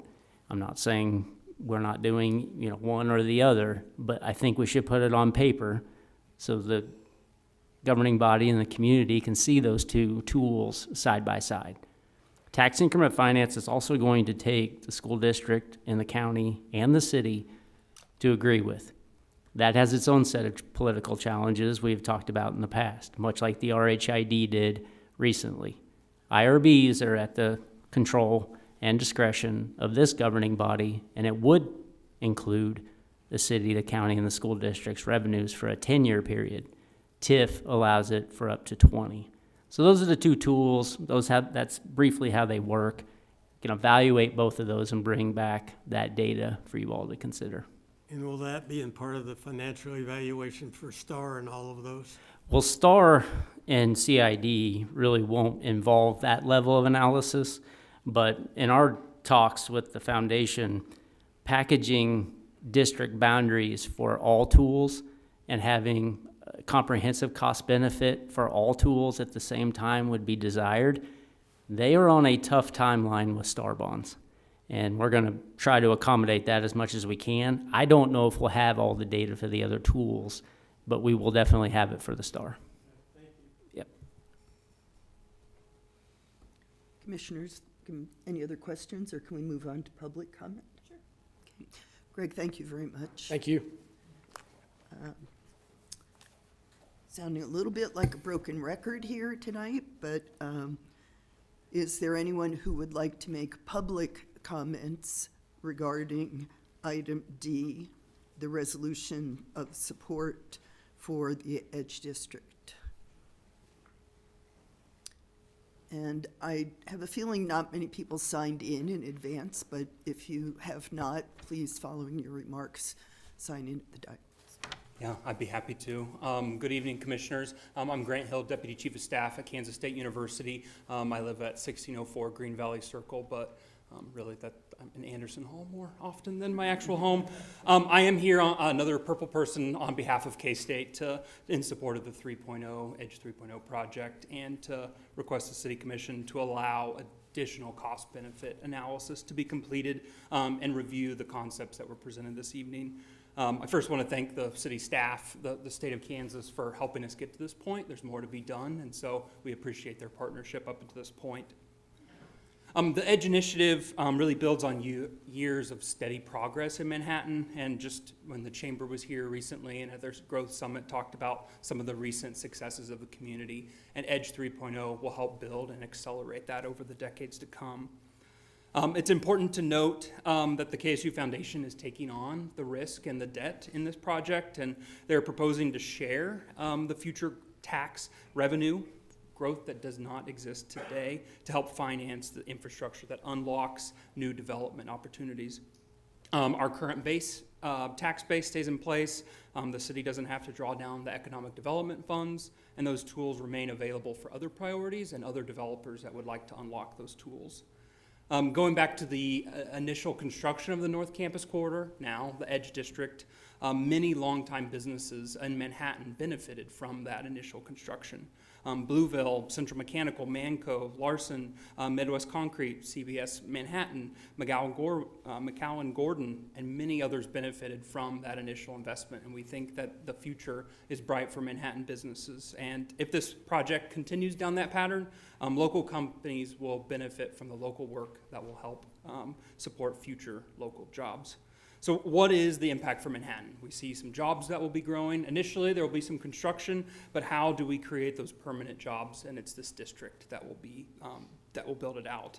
The Bilberry Event Center will reach its full potential. Our student athletes will have a new facility to attract additional competitions, and it'll bring thousands of new visitors who will stay, eat, shop, and return to Manhattan.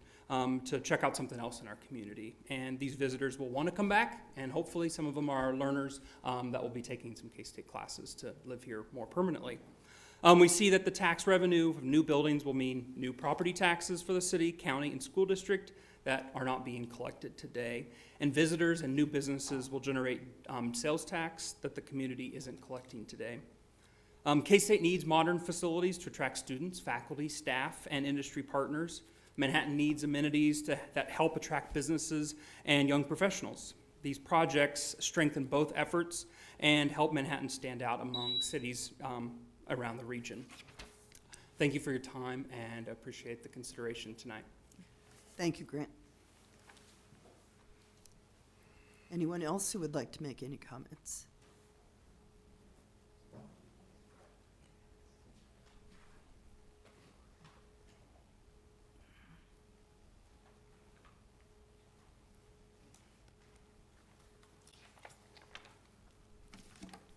Good evening.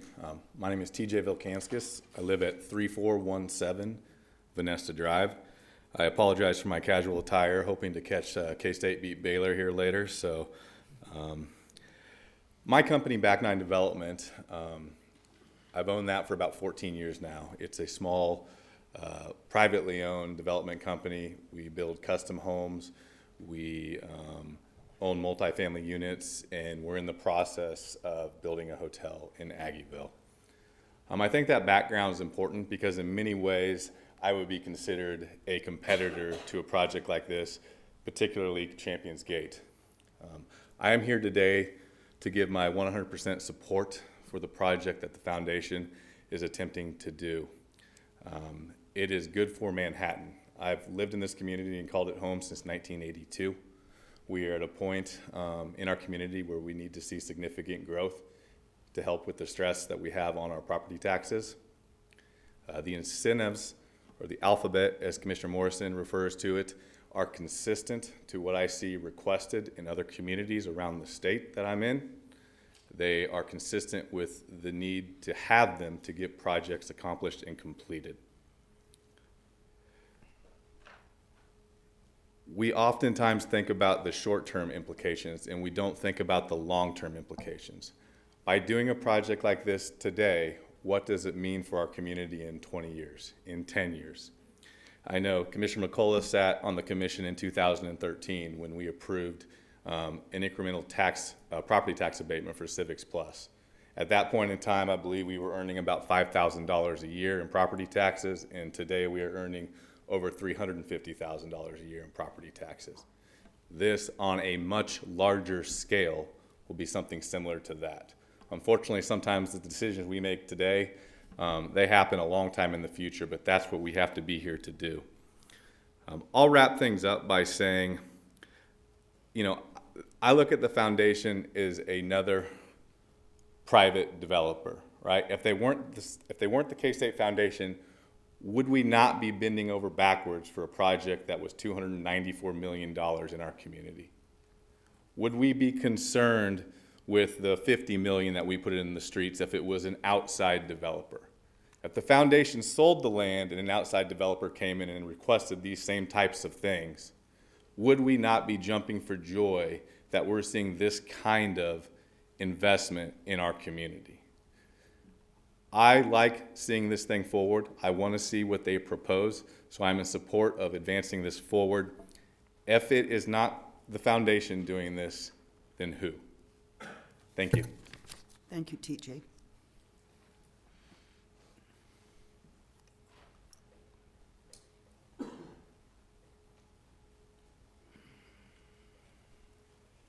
Good evening, Madam Mayor and members of the Manhattan Commission. Trey Kuhlman, Manhattan Area Chamber of Commerce, 1601 Woodcrest Drive. You all should have received a letter by email on behalf of the Manhattan Area Chamber Board of Directors earlier today, and I am just here to reiterate those comments made there for you to hear and for the public to hear as well. The Manhattan Area Chamber of Commerce is committed to supporting initiatives that strengthen our community's long-term economic health. We believe the Edge District represents a meaningful opportunity worth continued exploration by the KSU Foundation, Kansas State University, and city staff here in Manhattan. For that reason, we support the Commission's approval of this non-binding resolution. Signing it does not commit the city to implementation. It simply allows planning work to continue so that more details, information, analysis, negotiations, and community conversations can occur. We recognize that additional details are needed before any decision can be made and should be made. And we share the community's interest in seeing a complete proposal. But continuing planning is essential to understanding the full potential of this district and how it could contribute to Manhattan and to Kansas State University's future prosperity. We encourage the Commission to move this resolution forward so that everyone can fully evaluate the project and its potential impact on Manhattan's economic prosperity. Thank you. Thank you, Trey.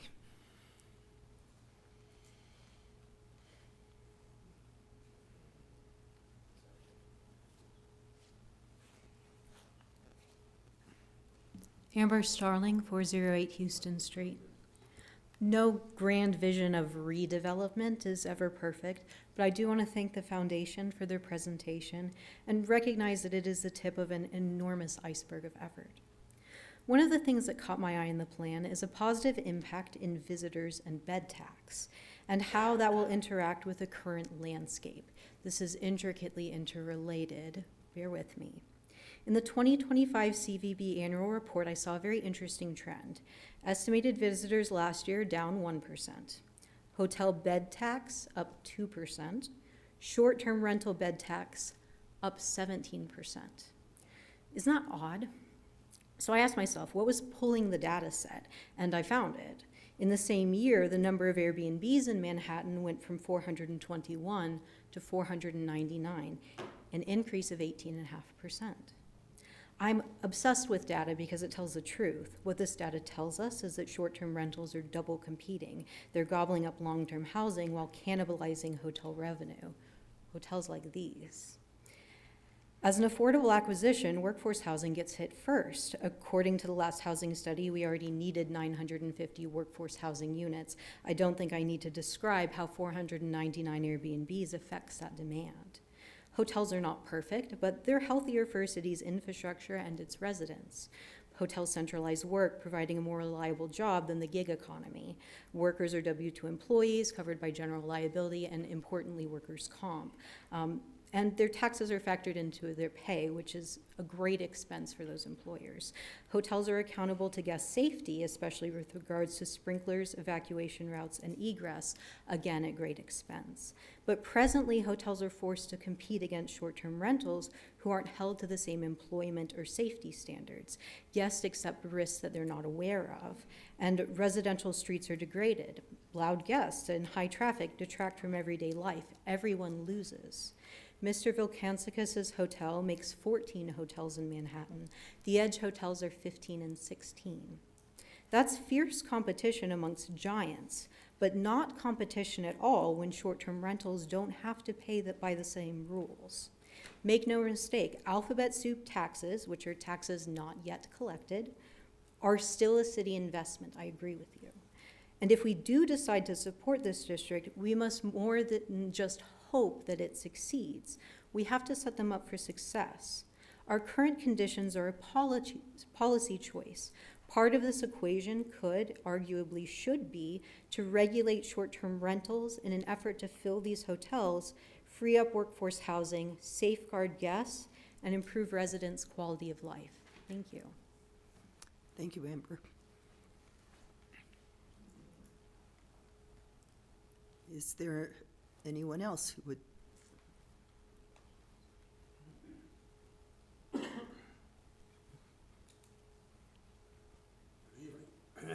Excuse me. My name is Colin Noble, and I live at 1641 Anderson Avenue, known better as the Holiday Inn and Hooligans. And I'm in the hotel business in this town, as in several other towns. And so I'm not speaking for or against the exciting ideas that the university has come up with. I think they're terrific, sound great. And I've read the brochure on it. My goodness, it sounds terrific. Except for that one line that says they're thinking about encouraging a hotel here. As you mentioned earlier on, Karen, the hotels are at about 50% occupancy. That means 50% not occupied. And to build more rooms to not be occupied doesn't seem to make sense. There's the big one that is going up in Aggieville, that's 120 rooms. We've no idea how big the other hotel is going to be. Say it's 100 rooms or 120. We're getting close to another 250 rooms in Manhattan. And all it's going to do is reduce the price that you can get for your room, and it's going to reduce the number of hotels that are going to survive. And that's the only bit of this whole presentation that I'm, you take everything, everybody talks about the football season's coming, and boy, the hotels will be humming and so on. No hotel in Manhattan was filled more than twice in the whole season. That's nothing. That's absolutely nothing. And so to add to it and to find out where even the taxes that were going to be raised, it's by building more hotels isn't going to raise the taxes, because it means there aren't many people coming here except if this program helps the thing by making things happen. We had the same excitement to a degree with MBATH. It's going to be thousands of jobs, are going to be the greatest thing, and I think it's terrific we've got it here. But it just didn't come.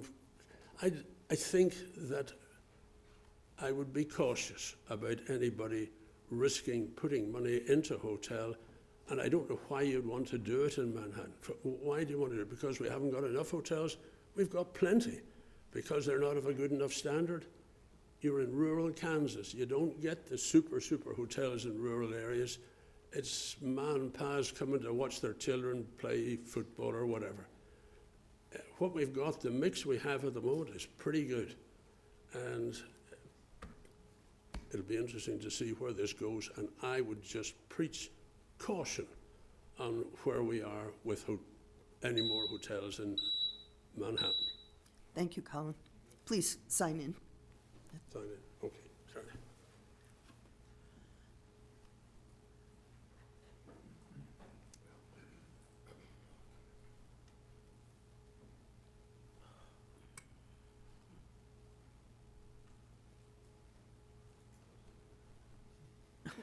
Oh, you got me, got me a little turned around here.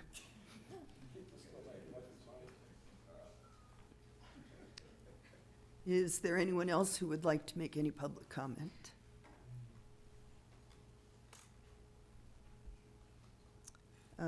I would, seeing none, but seeing Dr. Gannett in the room, I would just indicate that we have also received a letter of support from Manhattan Area Technical College endorsing that we move through with this particular proposal, which once again I will underscore is non-binding.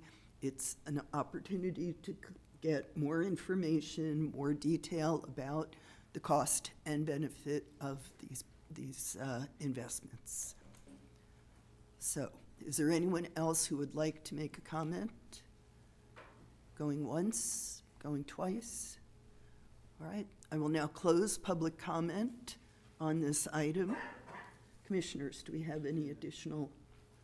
I'd like to start by saying I support parts of this resolution, but not all the resolution. I support economic development north of Kimball in the Edge District. I want to see those areas succeed and be fun, useful properties for our sports, tourism, and other important university and/or city events. I do not support the property tax abatements that are being proposed. Manhattan has substantial real estate that is not taxable, and I do not want to add more, even if it is for 10 years. I'm confident that the Champions Gate development will be extremely successful in attracting residents and guests, and see no reason for the city to subsidize certain groups using tax abatements. I believe it is an unfair advantage for these businesses while competing with other businesses that are currently being taxed in our city. I would encourage the foundation to focus its energy on the STAR bonds and see if we can reach an agreement with those. I will reiterate my stance that economic development should lead to less taxes for current residents and businesses. If we can use STAR bonds to build the facilities that will bring more tourism, then I am interested in hearing about it more from the foundation. As has been brought up, we're gonna, here in a couple years, we're gonna finish off like the TIF, some of the TIF districts. And, you know, it was a big economic development plan from 20 years ago. And while that economic development plan was, you know, we implemented that plan, we've seen sales tax go up, we've seen property tax go up. So I'm very, very committed to trying to lower sales taxes, well, first property taxes and then hopefully sales taxes. Thank you.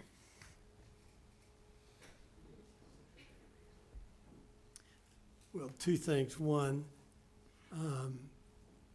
if a developer came and wanted to do a like project, I would say if they're willing to win or lose their shirt, that it's the American economic entrepreneurial way and they ought to be able to lose their shirt.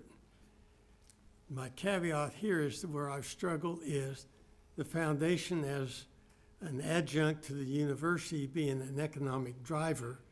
If that is their direct interest to survive financially, even though they're not going to own the hotels, own the restaurant, own the condos, where do you think they're going to send their business?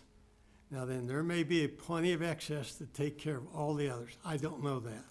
I do know that the hotel people say, I'd heard 50% is where the occupancy is. And so we have to be willing to let one or two die if in fact those numbers are not correct. I can do that, but my question is, is the university the proper economic driver on those kind of competitive retail? And I still struggle, and I probably will support the resolution to go forward. But it ain't a done deal for me because I still have those concerns. Thank you. So I would start out, as most of you know, I had a 24-year career with the KSU Foundation, and I know there are questions out there amongst people as to whether I should recuse myself in this decision. So my answer to that is no, I do not intend to do that because, first of all, I retired from the foundation 2.5 years ago. I have no financial ties of any kind to the foundation. I don't have a spouse that works there or the university. So there's no reason for me to do that. What I do have is probably a better appreciation for what the foundation and the university does for this community than a lot of people do. I can tell you that everything they do is for the advancement of not only the university, but the community. And so, you know, I know personally, they're not out there making a profit for themselves. When I was working there, we got no bonuses of any kind for the work we did doing developments of this nature. So I know that. My focus now is on this community and, you know, along with Andrew and Jim trying to get our taxes down, I railed against residential tax abatements through the election season. So I'm hoping we can figure out a way to minimize those as much as possible. So as for commercial abatements, you know, that's a whole nother story. Those are very unique. But my focus is on the community. And I have enough history in this town, along with Jim and Karen here, that we were around when the mall was developed and the controversy and the struggles with that development, whether that was good for the city or not. Well, and as well as the north and south areas of downtown. Clearly, that has turned out to be for the benefit of the community. Do we need more hotels? If we create the tourism we're trying to create with the Bilbrey Center and the track facility, probably yes, we will. Clearly, we must need more because Hilton Garden Inn is building 40 additional rooms right now as we speak, along with TJ's development. So somebody thinks we need more hotel rooms. So,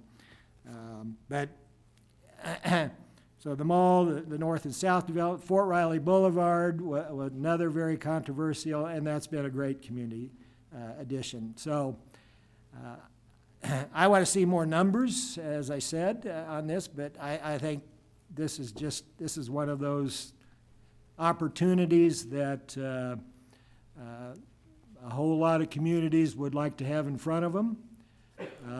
I also see what's going on in Salina and Wichita and Lawrence.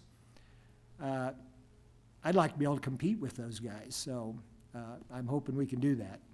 So that's all I have. Larry is dating us. Yes, the mall was a brilliant idea. Quite frankly, keeping it downtown saved our downtown. Yeah, I'm supportive of looking into this. There's no question about that. I do think it's really important that I think often the public doesn't always understand tax increment financing means those increments go to that area. So they're not going to pave points for you or something like that.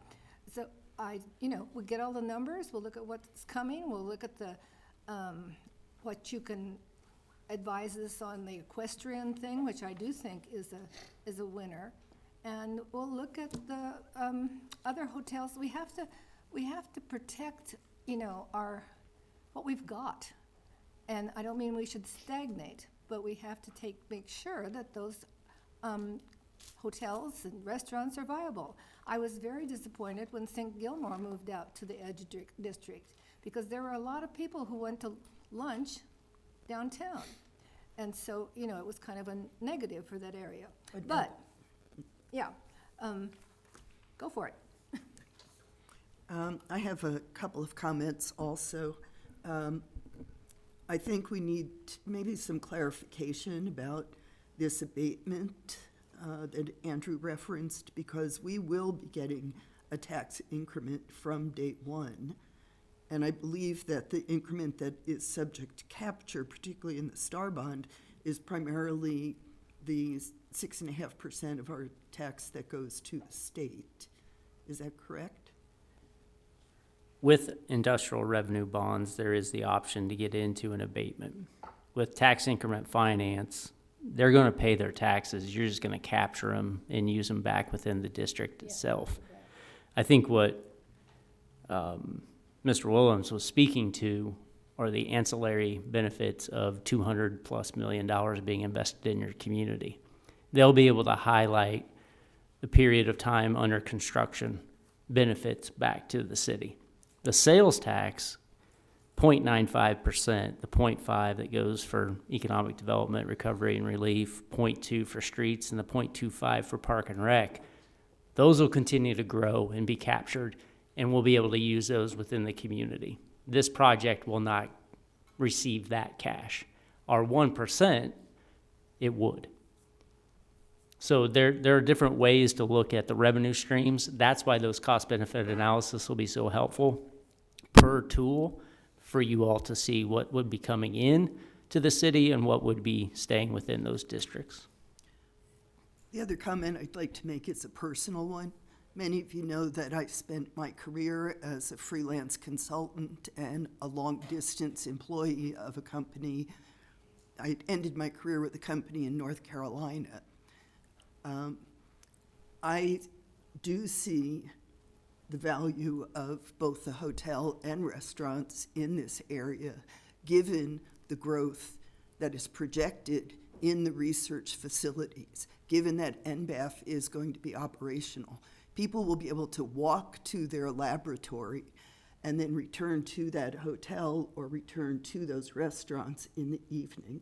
Right now, it would be a little bit more of a hike. It's doable, but to get down to TJ's hotel might not be where I want to go if it's raining or snowing or elsewhere else happening.